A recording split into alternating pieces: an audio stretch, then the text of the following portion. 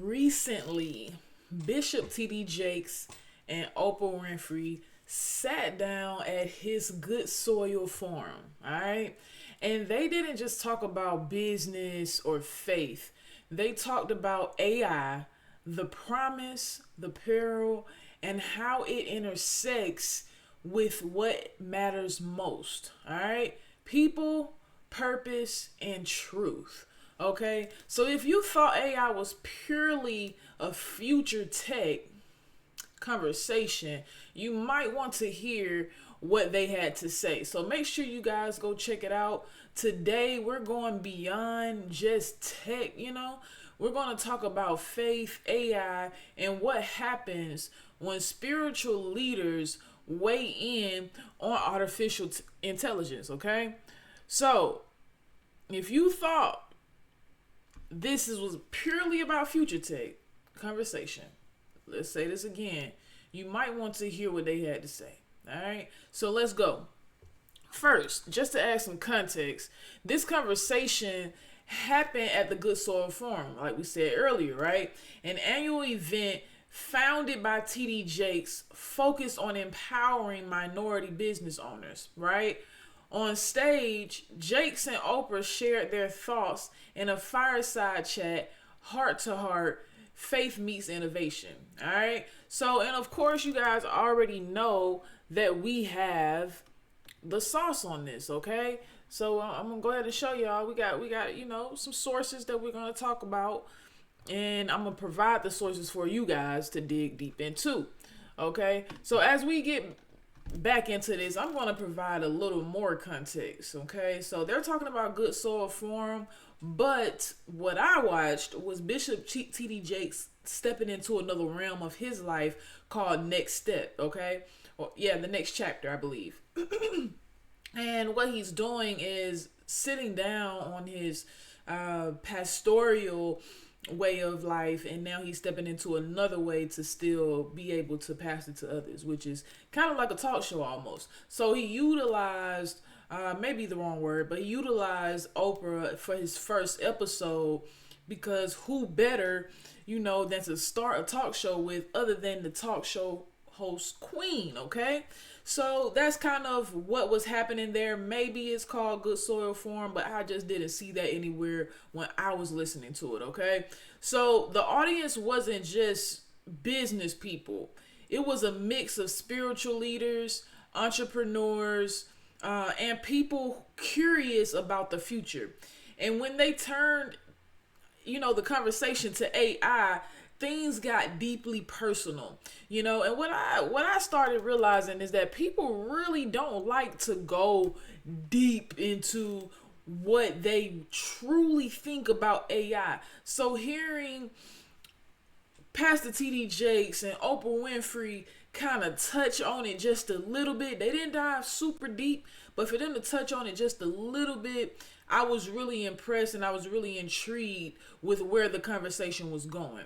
I think they did it perfectly, okay? So Bishop T.D. Jakes said that because of AI, his medical team could operate with precision, efficiency, and speed. He sees real tangible benefit there, not just ideas, okay? And this is still on the iHeart source that we have that I'm definitely going to provide you guys.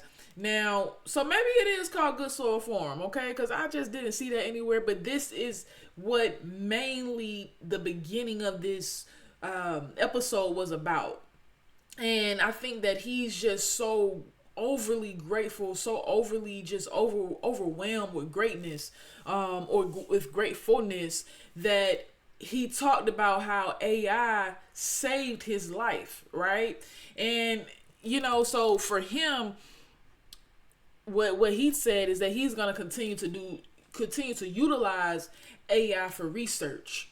So that was interesting for me to be able to get a chance to, one, look at a testimony, but two, look at or get to hear his thoughts on how to utilize it. Even when he dug deep down into, the fact that AI can change English into so many different languages. So it's almost turning the fact of us having to learn different languages, and now I could just take this video that I'm sharing with you guys and turn it into a different language. I think that's absolutely amazing, and I think that I know that I've never thought of utilizing AI from that perspective, okay? So even with that gratitude, Pastor TD Jakes doesn't just shy away from the concern, right? He acknowledged AI's power, which first and foremost was the perfect thing that he could do. But he also recognized its potential to disrupt, right? So he added that bittersweetness of AI being a part of the world. So, and how it could change how we could work, or how it could change how we work and how we think and how we value human life. Again, I can't even talk about this better than he did. He did it with such intellect and knowledge, to provide to other people, to be able to not shy away from it, but to get as much knowledge and learn how to use it as much as you possibly can to get ahead of where it could potentially go. So Jakes pointed out a major worry, right? Automation could cost jobs. And if you've been on this channel, we've talked about this a tremendous amount of times.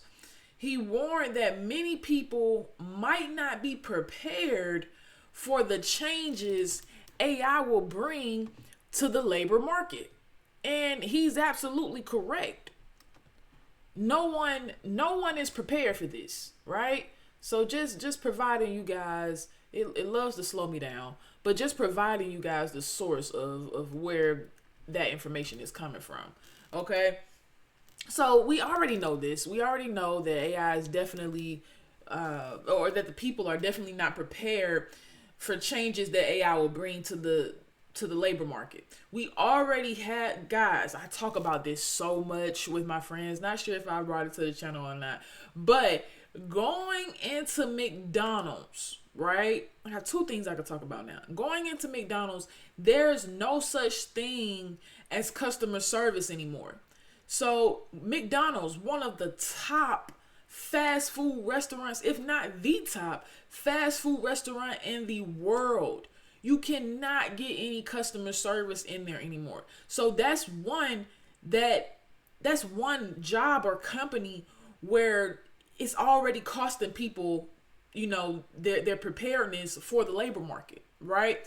So, and this just kind of happened with kiosks, which I'm sure has some form of AI included into it, right? Then you have, guys, I'm still so impressed with this. The locker food hall. Have you guys heard of that? Take a moment, if you heard of it, comment below. Let me know your thought process on it. But just to give you some context, locker food hall is like a digital restaurant, so to say, right? You go in, or you can order from your phone, and when you get to this restaurant, there's really nowhere to sit down. Sometimes they have seating outside. You go inside, you show your receipt to a kiosk, guys, and a locker opens with your food.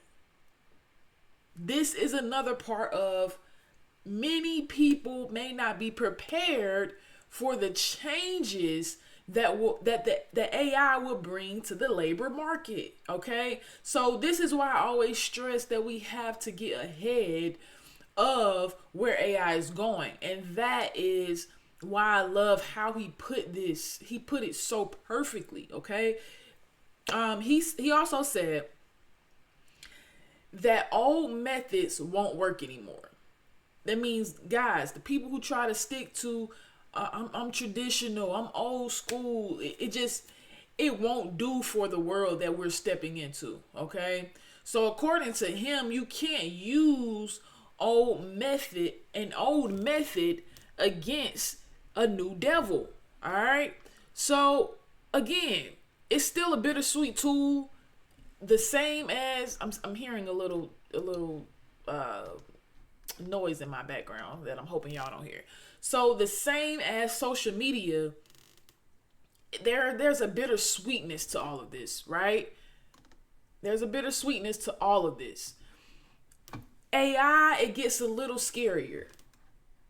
I have to say that. It gets a little scarier with AI, right? So, again, you can't use old methods against new devils, okay? Now, when it goes into Oprah, for her part, she admitted that she's deeply concerned about deepfakes, right? And we, social media guy, the people who scroll, we deal with this so much, saying that she's seen AI generated images of her and compromising and false scenarios. Guys, this happens so much. I cannot stress this enough.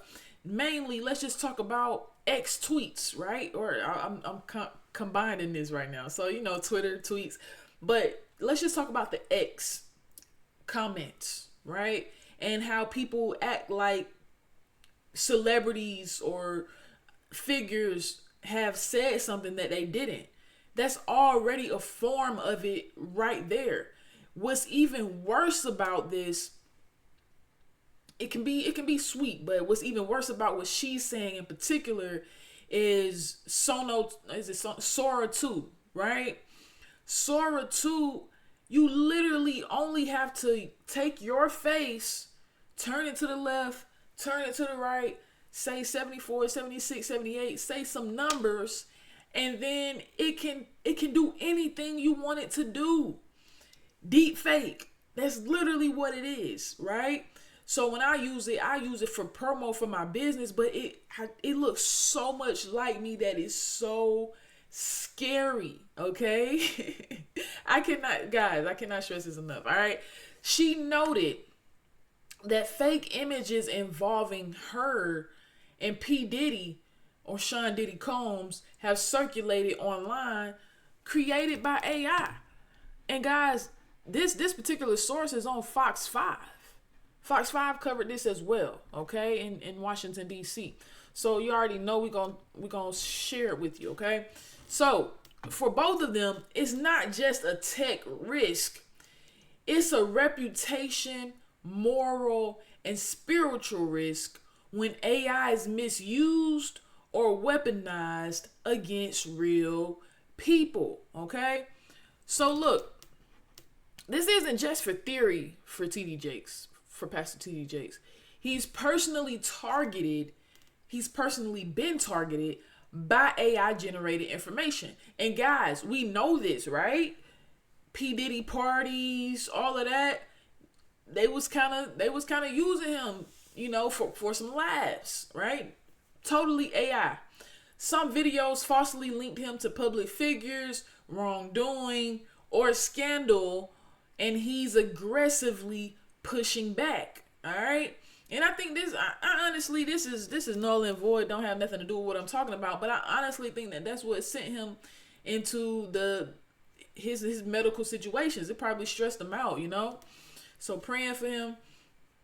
So he's filed legal motions to subpoena Google, which is the YouTube parent company, as we all know, demanding information who is behind AI generated videos that defame him. As he should. He should take that straight on to court. Straight on to court, guys. Now, just a side note, my camera likes to cut off on me, and I'm loving this topic, so we're going to keep going, but you may see a black screen, okay? There are fact check reports like Snoops and SNOPES that confirm many of these viral claims are baseless. All right, created or manipulated with AI. And T.D. Jakes made it clear. He views this as a spiritual and ethical battle, not just a legal one. Okay? Now, I think he's absolutely correct. And it just goes into the bittersweetness of all of this. Okay?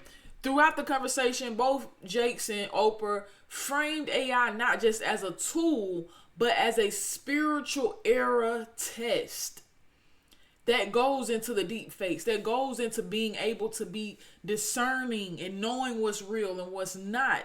All right. And it's really scary when it gets down to the kids. Okay. So as we continue to go on this, okay, Oprah says she believes in AI's promise. All right. But also emphasizes the need for wisdom, which is that discerning that we just talked about. She noted that using it medically might be where AI's greatest benefits lie. Almost like it shouldn't have even went outside of that realm for people. It should have just kind of stayed there, right? Or it's kind of like she wished that would that's it's almost sounds like she wished that is what she would. I can't even say it correctly. It's beat me up right now. Let's continue. I think y'all know what I'm trying to say. Still, she stressed that human creativity, human connection, and genuine conversation are irreplaceable. Okay? AI can't duplicate our ability to be creative or to have real conversation. Guys, do we not stress this when it comes down to human artists and versus AI artists? We talk about this all the time. Yes, you can utilize AI because it's not gonna flake on you. It's not gonna call out sick.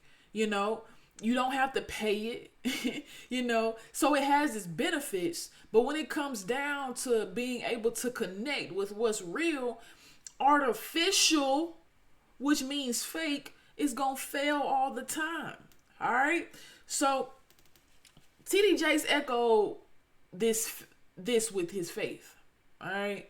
He's hopeful about innovation, as we all should be, right? Because a lot of the things in this world we wouldn't have without innovation. All right. But warns that laws and moral frameworks haven't kept up with rapid advancement. Now, that is true. AI is so massive that, you know, the question becomes, will they truly be able to slow it down? Right? I don't know. I truly do not know. For both, faith isn't a barrier, it's grounding force that must inform how we build, use, and regulate AI.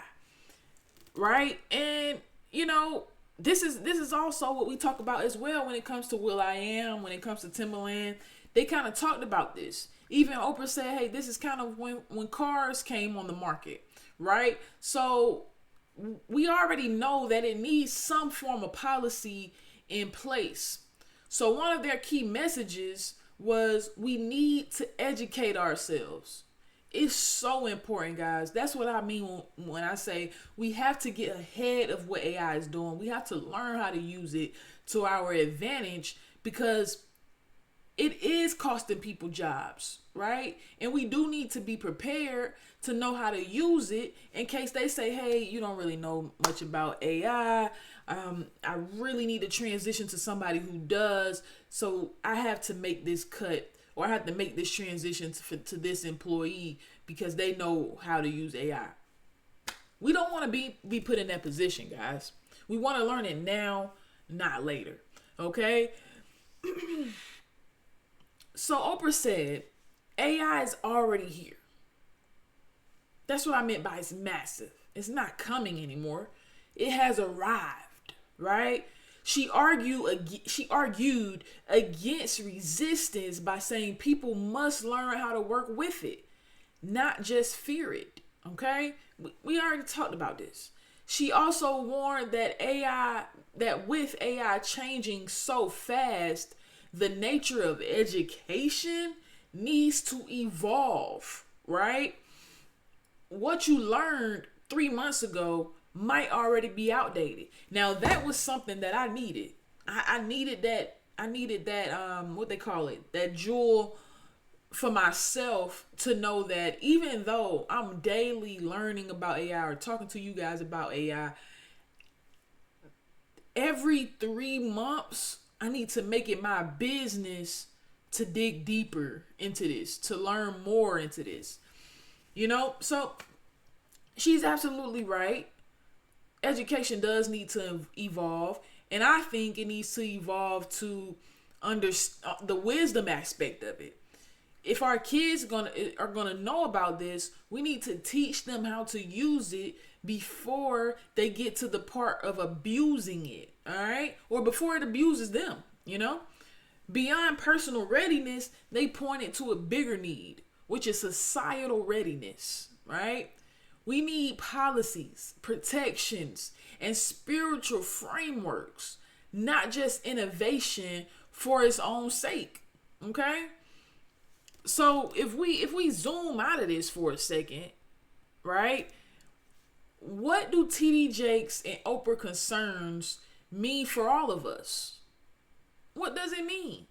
Work and economy is, if AI displaces jobs, who will be prepared? That's what we have to ask ourselves. How will communities adapt? All right?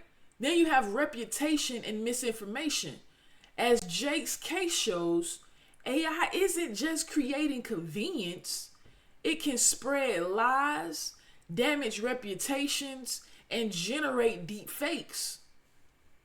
Did we not talk about that? Church and faith, which is religious leaders, must engage with AI not just as a tool, but as a moral and spiritual question. Like, how do we steward it, right? How do we guide our congregations? And I can tell you right now, the big congregations, especially TD Jakes, as we were talking about him, are already figuring out how to use this to their advantage, but in a stewardess way, you know? Tech ethics and governance is our last one. There's a real call here for regulation. We're all asking for it, who know about it and who know where it could go, and we hope it don't, right? For laws to catch up, for ethical guardrails, and for spiritual leaders to be part of that conversation. All right? So here's where I land. TD Jakes and Oprah aren't sounding an alarm, right? Just to scare us. They're calling us to pause, reflect, and act. Okay? Excuse me. AI is not simply a tool. It's a force that will shape our future socially, economically, and spiritually. We can't spread it. We can't pretend it's not changing everything. We can't anymore. But here's the power. We have a choice. We can decide how we use it, and with that, and with what intention we use it in, right? So I want to ask you guys, as we come to a close, how do you feel about AI? As a believer, as a creator, as someone living in this moment, how do you feel? Do you think faith leaders should speak more on AI? What kind of rules or ethics would you want around in your community? Drop your thoughts in the comment below, and just let's have a conversation about this. If this video hit a nerve or gave you something to think about, hit like and subscribe if you haven't already. And don't forget, guys, ring that bell so you don't miss any of my future AI culture deep dives. All right. This is InAVeeCoop, and with InAVeeCoop, AI and culture and music culture discussions. And I'll see you guys next time. Out of here.